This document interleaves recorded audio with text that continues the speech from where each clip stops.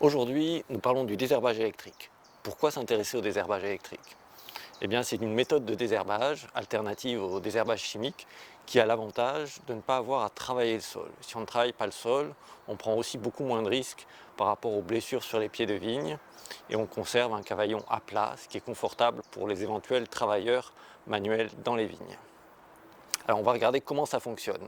La machine de désherbage électrique, elle tire son énergie en fait d'une génératrice qui est animée par la prise de force du tracteur. Donc on parle bien d'une machine qui produit de l'électricité à partir de l'énergie mécanique fournie par le tracteur.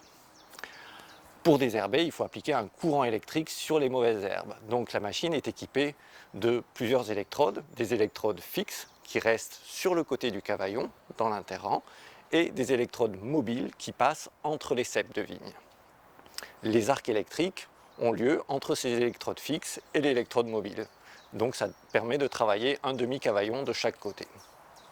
Alors bien sûr, au niveau de l'efficacité, comme pour toutes les méthodes alternatives et pour toutes les machines qui doivent éviter les pieds de vigne, on peut avoir un défaut de désherbage vraiment au pied du cep.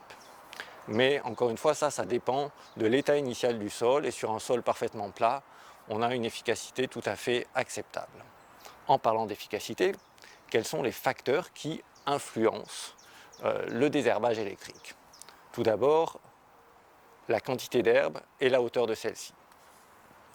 Moins effectivement la densité d'adventice est importante, plus il sera facile pour les arcs électriques de détruire intégralement les plantes, y compris la partie racinaire. Inversement, si on a une couverture au sol trop importante, les arcs électriques peuvent rester superficiels et on aura un désherbage plutôt foliaire. Voilà, la nature des plantes joue aussi. On voit aussi sur la vidéo là qu'on peut travailler sans problème avec le désherbage électrique sur des graminées, mais les graminées ont des tiges qui sont naturellement moins sensibles au désherbage électrique puisqu'il y a une surface d'application moindre pour les électrodes. L'état du sol, l'état d'humidité du sol peut jouer en fait sur l'efficacité obtenue puisque sur un sol sec, l'électricité va se concentrer sur les parties conductrices, c'est-à-dire les plantes, et inversement, sur un sol très humide, les arcs électriques vont être un petit peu plus dispersés puisque le sol sera lui-même conducteur. Que faut-il savoir à propos de l'utilisation en toute sécurité de ce matériel?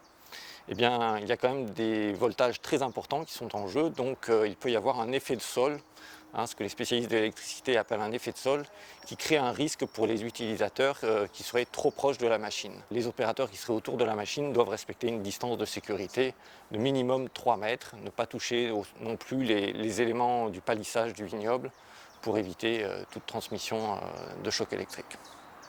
Au final, on a une méthode de désherbage alternative qui est intéressante pour des raisons pratiques, pour des raisons d'application au sol, voire même de prise en main, indépendamment des considérations de formation par rapport au risque électrique.